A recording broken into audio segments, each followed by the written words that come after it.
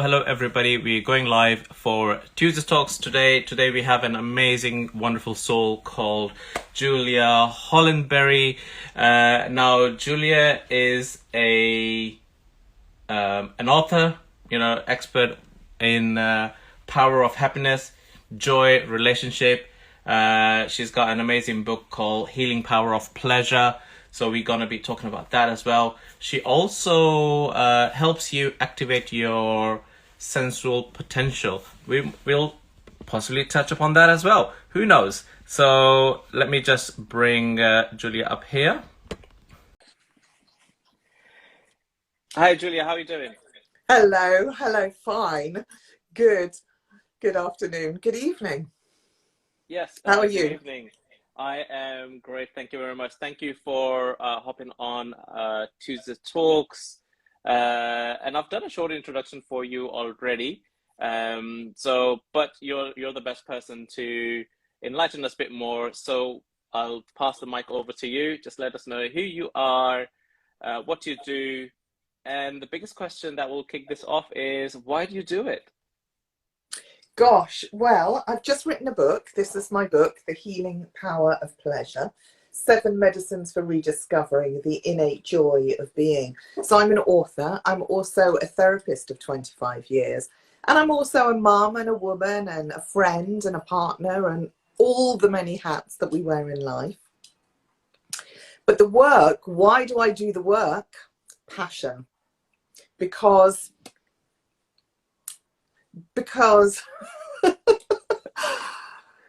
because there's no choice, actually, because there's something inside of me that really wants to make a difference, and I know that you're similar, and probably many people are as well. It matters that we use our lives well, and it's great to live driven by passion, passionate purpose. That is amazing, actually. What a wonderful start of your conversation already, and driven by passion.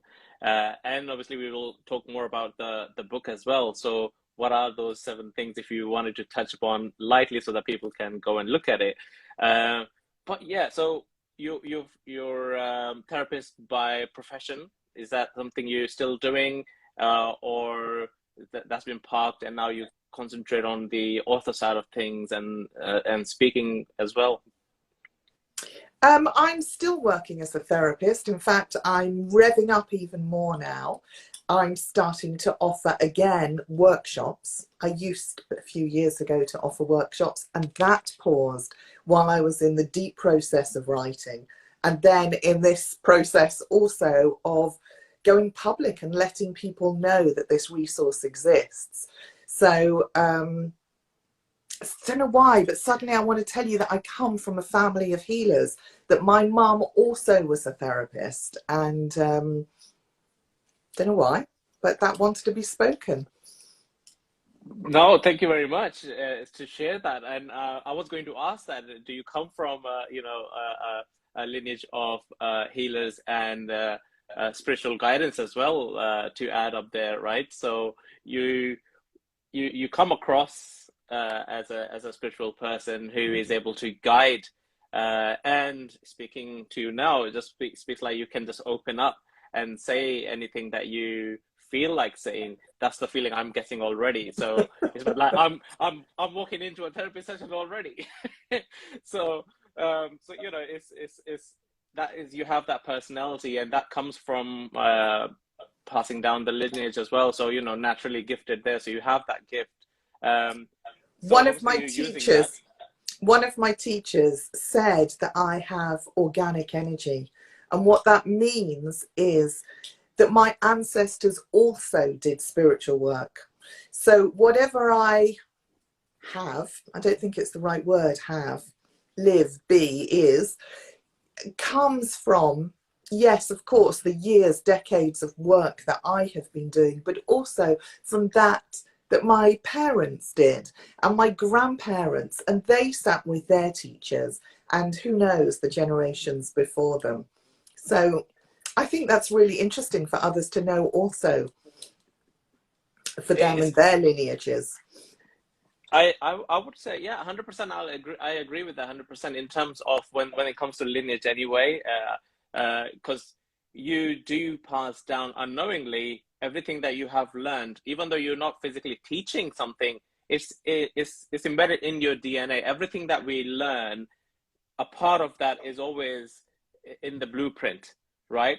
And you know, when we say we feel a part of belonging in certain places, and if you've never been there, maybe somewhere in your lineage that person been there and they actually really enjoyed themselves there, and that's embedded in you somewhere.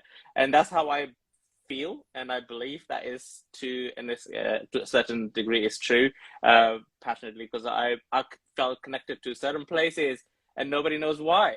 You know, in my lineage is totally different, and I connect to totally different worlds, and they're like, I don't know where did we get Zishan from? We don't know. so Oh, well, so that's a that's what. massive conversation, right? About all the connections, not just ancestors, but other lives. It suddenly becomes massive for a small Tuesday evening chat. Exactly. That needs a whole new different Tuesday Talks episode there. But yeah, no, coming back to this here, you know, thank you for coming on and talking to us about your journey as an inspiration for others as well, whilst you are writing and everything. So how did you stumble across that you wanted to now write this book and inspire others with it? Well, I always knew, even as a small child, I knew that one day I would write a book. And it's not that I was busy with that idea, but I was in my 20s when I sat down and poured out this great emotional rant, this raw writing. And I knew then that that was just the first part of the book, and that in the future, when I was healed and evolved, the second part would be written. And that's what happened a few years ago. I can't even tell you what sparked it, but I began writing. And this is a very different kind of writing. One poem from the first version went into this finished book. And I'm writing from my heart. I'm writing from what my heart knows and wants to share. And I'm writing so that people know that whatever their situation, it is always possible to heal and change and thrive. That with the right resources, it is always possible to get a better life, to live better, to enjoy more, to have better relationships. There's always hope. I agree with that 100%. It's just about matter of knowing the right resources, and with the right resources also, what I've come to found out as well, which I unknowingly been doing it, is to accept where you are and then move from there instead of dwelling into why has that just gone wrong. Personally, I find that very challenging. So when I see people around me, they still talk about something which has happened 2 years, 3 years ago, and then you know you're like, well, no, we've moved on. That we are here now, and what can we do to make it better? Resources are there if you are looking for it. Resources are always in front of you. We just don't look for it because we're too caught up on whatever everything else is happening around us, right? Right. And sometimes it is hard to let go. Sometimes it feels easier to hold a grudge and to become that person who, and there's a story, blah, blah, blah, blah, right? And it's easier. I mean, it's just easier to stay with that. And sometimes it's harder to let it go, release it, move on. That takes courage, right? That's a step into the unknown. You've just hit that there exactly. It's the courage of stepping into the unknown, right? And the fear of unknown is just takes over. It's easier to be in that fear and be in your comfort zone than to do anything else. Uh, and I suppose this is where we come across all these entrepreneurs and um people who are changing things and causing rifts in the world. I'm thinking of, you know, the two of my favorite entrepreneurs going as Richard Branson and Elon Musk. They have created things which did not exist at the time, well, Elon Musk's still doing things, but that all comes from breaking free from the comfort zone and going into the unknown, right? So if you're not going to do this and you're going to think, oh, is there something better for myself tomorrow? Well, there's better for you something now here. We just need to get up and step outside, right? Right, but it sounds so easy to say, but it's actually quite hard to do. You know, we also live in modernity that's full of distractions, and right now we're being some of that distraction, right? On a mobile device, blah, blah, blah. But modernity is very overstimulating, and it is really, really hard just to stay in the present, just to be right here and right now, just to sense your feet on the ground or your bottom on the chair, just to sense your breath, just to look out the window and appreciate the beauty of the immediate moment. So all of these things, absolutely simple, true, and it takes a choice to decide to have a go. You know, you can wash up the dishes and really feel that lovely hot water on your hands, right? It really doesn't matter what the scenario is. And we're going to lose it and gain it, and lose it and gain it again. But it is choosing, or trying to choose, to come back again and again.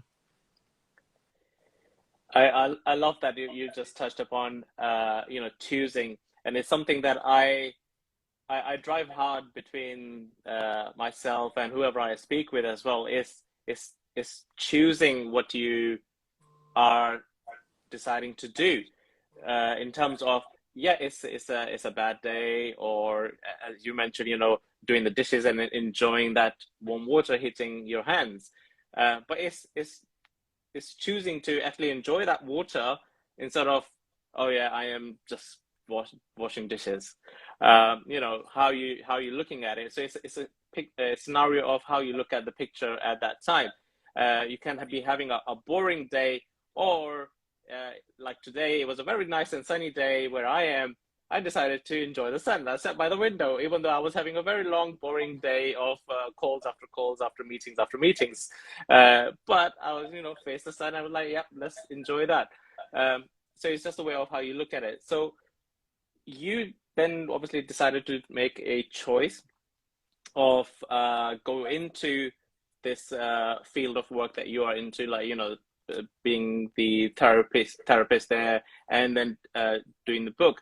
Is that something you always wanted to do, the line of work as well, or did that something you got later on in life? Mix of both, really. My mum was a therapist, was a physiotherapist working from home. So when I was a little girl, I used to, with the permission of the client, you know, work on somebody's arm or a leg, and she probably thought I was playing, but I was always very serious. You know, inside I felt that I knew what I was doing.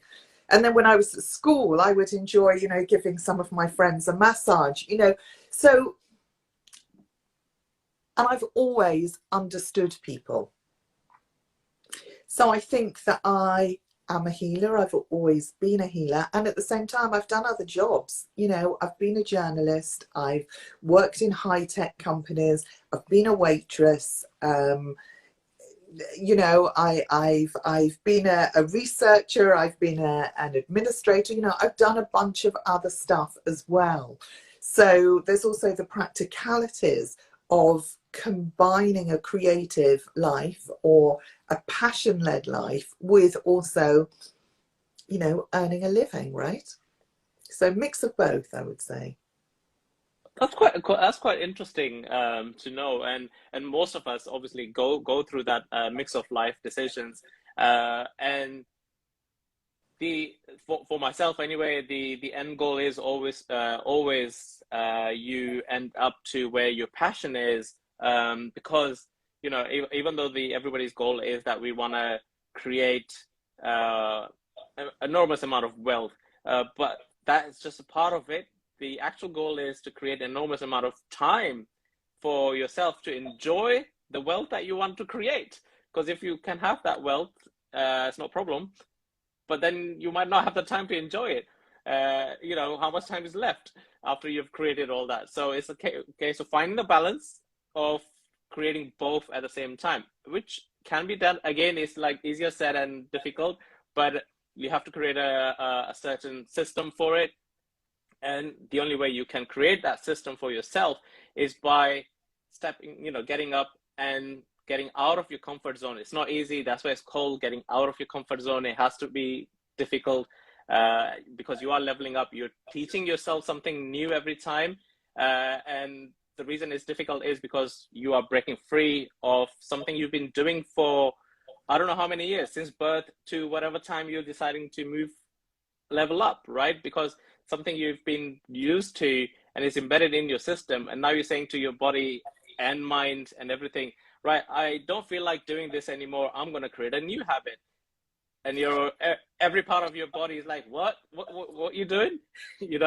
And that's where the comfort zone for me, I think, is where then you do it for 2 days and you're like, no, it's not working, and I'm going to go back into my comfort zone where I'm happy. And then, oh, why is it not happening for me? It's just because you need to carry on pushing. I always use the example of a car. If you were going to a meeting and you drive your car and you have a flat tire, what you're going to do? Are you going to call up and postpone the meeting, or, get yourself an Uber and head to the meeting? Because I know I can't change the tire. So unless you can change the tire and go, right? But I know most of the people who won't be able to change the tire cannot wait for AA to come around, and because we know how long they take, so to come and change the tire, and you wait. What are you going to do? You have choices, and you will be talking about a choice again. You will choose which one was important to you. If that meeting was really important, because it might change your life if you were there, you will somehow make sure that you are there instead of calling up, okay, I cannot make it today because I've got flat tire, right? So I'm with I'm back with choice, but I'm also with the micro choice. And you talked about time, that people want time to enjoy. And I think that it's about bringing that attention, that choice into the moment. So yes, there's the big decisions about which piece of action to take, but there's also the micro decisions about really paying attention to the people that you're with. So when you're talking, or when people are talking to each other, one can, inside one's head be thinking a bunch of thoughts and not really listen to the other person, or can be not really looking at them. And doing that misses out on the fullest enjoyment of the moment, and also the fullest kind of potentiality of the moment.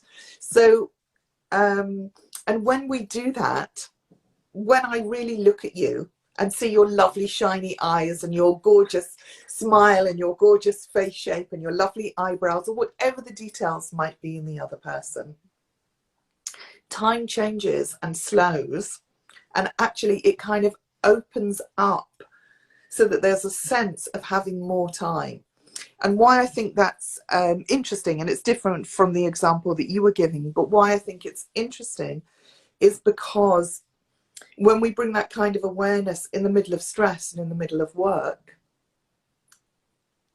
it infuses our work and our day with a spark of something different. And then we know which decision to take, as you were talking about. Do we get an Uber, or do we do our meeting from the phone wherever we're stuck, or do we go for a walk and knock on somebody's door? Where does the impulse to take the next action, the next creativity come from? I really love that, actually. Yeah. Wow. It's to make that choice of the moment is it's amazing. It's also, thinking of it, because we are now led by all our surroundings are leading us to live a hectic life, because that's the main thing I hear around me. Crazy. Because so if you are not doing something in terms of which is go, go, go, go, you are not doing anything, you're lazy, right? That's the perception people tend to come around. And I see you nodding your head, no. And I kind of, I'm the most laid back person that anybody meets in my workplace as well.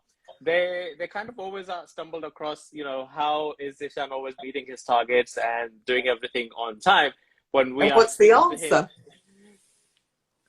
I just know that they will be done in my time, because I have schedules for things that I put across, you know, that's work.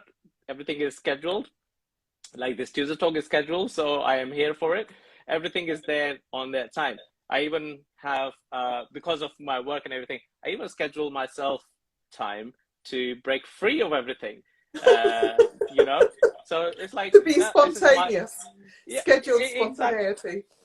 Well, yeah, it's like, this is the time, when I have nothing, I'm like, oh yeah, there's an hour here. I'll just switch off everything. If it's a nice sunny day that time, I'll just sit out in the park or a backyard or whatever, you know, depending on that end. So that's me time. That's how I do it. But obviously, everybody had to create that system. It's a system that I created at the end of the day by trial and tribulation and so many mistakes and errors. I've tried so many things. Nothing worked apart from this. So I'm a firm believer in scheduling what works for me. As long as it's in the calendar, it'll get done. Everything else, you can forget about that. That's how I see it. But when people rush me to do stuff, that stuff never gets done.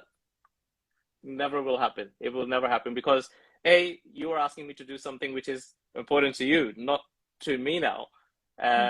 If you want me to do it, it has to be important to both of us because you are asking my help to get that done, right? So it has to now. I have to understand why it needs to be rushed. For why are you giving me this deadline, which is so quick now? And what will happen? Why am I needed as a resource to help you to achieve what you want to achieve? That's how I look at things, because everybody is capable of doing stuff, and because we are networking and getting together to help each other, I need to be part of that to understand why am I involved in this. And a lot of time people are able to explain that, you know, to a degree that, and I also know obviously it's my job to do it. What I really like about what you just said is about staying grounded within what is reasonable, copable for you. I might describe it also as staying in touch with your body, right? You're staying in touch with what you can do. And when somebody is compressed and stressed, we leave ourselves, we can't think straight. It's not very good. I like and talk about productive pausing, which is when we're under stress, instead of doing the tense shoulders, rush, rush, rush, fast, fast, fast thing, we actually step back and we do something different, whether it's have a shower, have a nap, talk to somebody, go for a walk, you know, do something, step away from the task and wait for the inspiration and the motivation to come through. So it's like getting refreshed, you know. And sometimes when we do that, it looks like the opposite, but actually it's the most productive and effective way that we can work. It's counterintuitive. It's not, you know, it's not what the culture says. I was just about to say that, yeah, and I agree with you 100% because there is an element of that as I said, I do a lot of stuff unknowingly, and I found out slowly and slowly. So I take that time to step away from when I'm feeling stressed or something. You know, it's bugging me a lot. Now I'm talking about work. What I do is I just look up at the sky because I'm always by the window or I'm driving or anything like that. So I'll stop up, go and look up at the sky. I only just say that is because we never look up at the sky quite often as we should, only because we are, you know, by nature and by society just programmed to look straight, tunnel vision, focus onto your goals, focus onto this, and, you know, charge along and see what you get. But when we are doing this, what your mind is receiving is that this is your world now, that is limited to this. This is the angle that you are able to see. What you're seeing is your world. And the only reason you're getting stressed is because it's trying to work within that perimeter of what I can solve. But then if you look up in the sky, it will see the vastness and open. And then your brain and your mind will basically open up as well and start taking in more information. And that kind of even if you just do that for 5 minutes, you will be refreshed and you will start getting ideas to whatever you were stuck on. Totally. And I love that you just shared on that. And I say to that to everybody, whoever is like stressed and everything, I say, stop all this, walk outside and look up to the sky. And they're like, why? And I'm just do that and then come back and tell me what's happened. And they're like, wow, we've never done that. I'm like, yep. Or just walk to the window and look up. You know, we just never tend to look up.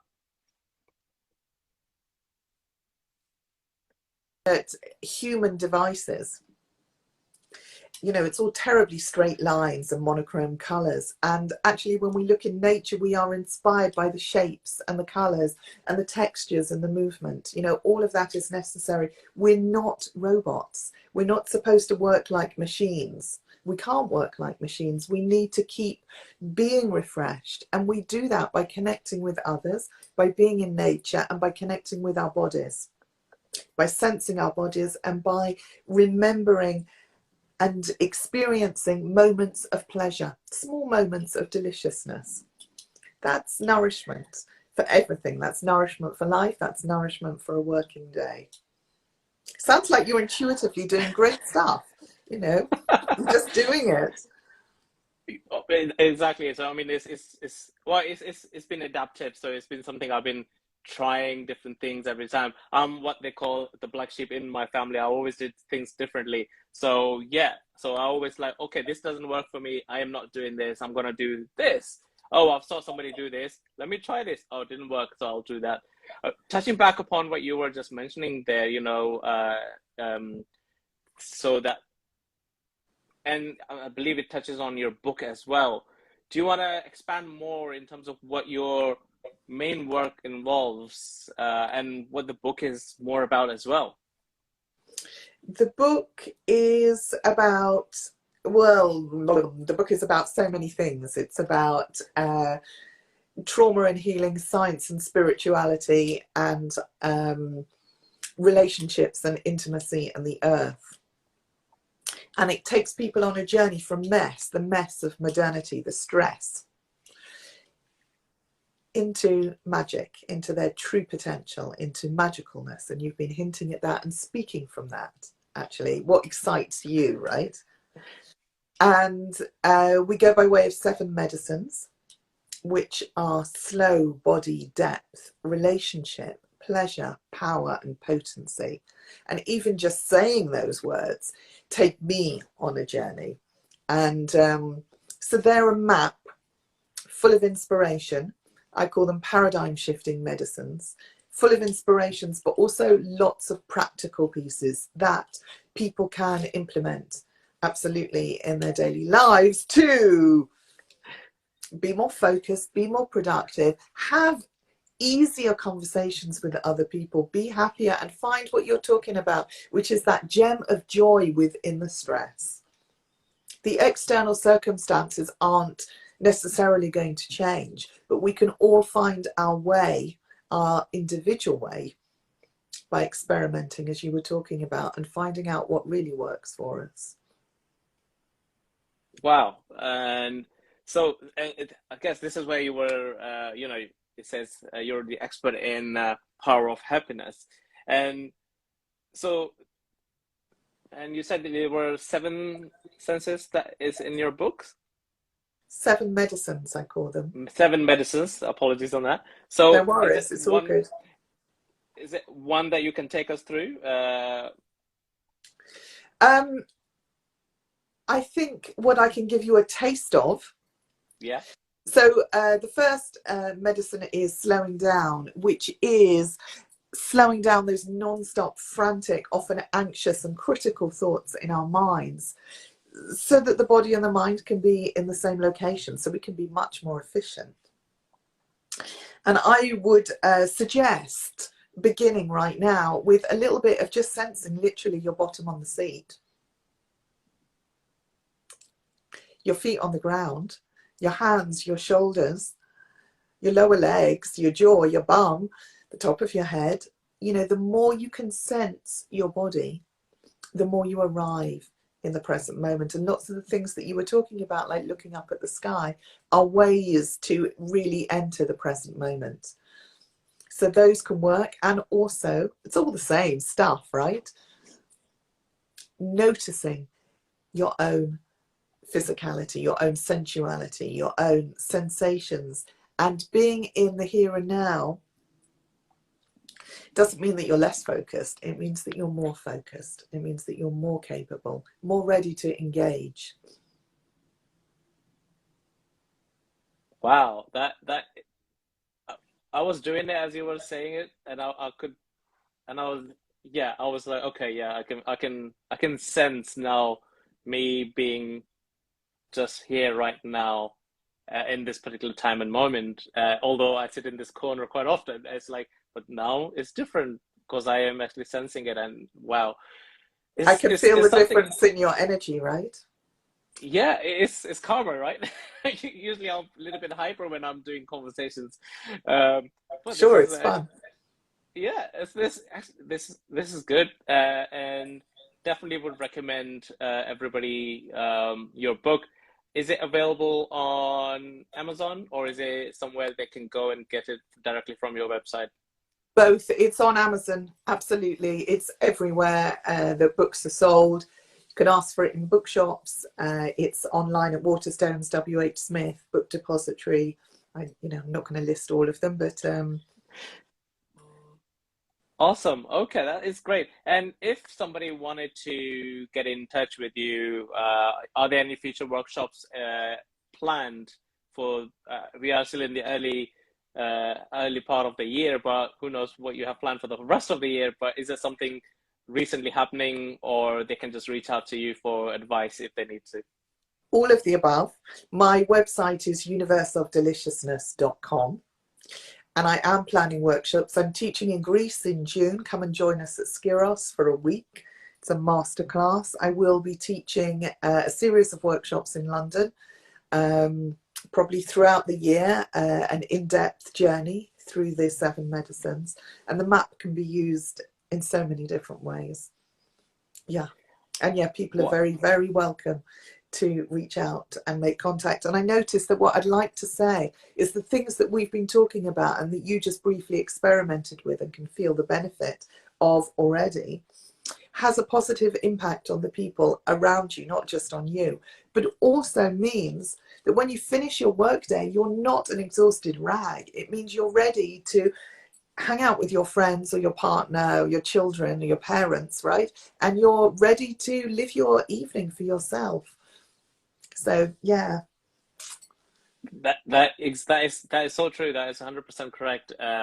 Because I have been through the ups and downs of being stressful in the corporate world, but then the times I would be grounded and I've stepped away from it is the time I'm able to connect when I'm at home as well. Because one thing I tend to focus on more now is not to bring work at home, even though we are working from home, so to speak. It's still once it's time to shut that laptop, it's then shut. So, It's not going anywhere else. so what I want to leave you with, I think, is that thing of getting out of your head, all of us, because you're right, we can shut the laptop, but then the thoughts still go, oh, I should have sent that email, and oh, I must remember to do that. But is as you sense your body, then you're in your pelvis, you're in your body, you're ready for your evening. Isn't that fantastic? Because it matters. Work-life matters. Work-life balance matters. Have a good evening and go back and do your best the next day, right? That is correct. Yeah, that is wonderfully said as well. Because I was going to ask you, what do you like to say to wrap up this, as we come near to the time as well. But what you've just said, unless you are able to top that, we will be wrapping it up.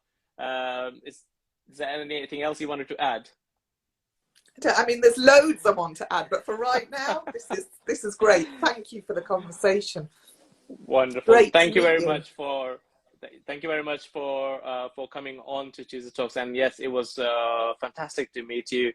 And everybody else who's joined us live, thank you for being here live. We did start a little bit earlier than usual time. And if you're watching this on a replay or just recently joined, I would recommend to rewind and watch from the beginning. There's lots of stuff being shared, which actually works because I'm using them as well. So thank you very much. And we will see you next Tuesday, guys, with another amazing soul. And thank you very much again, Julie, as well. Thank you. Have a great evening. Bye-bye. Thank you. Bye.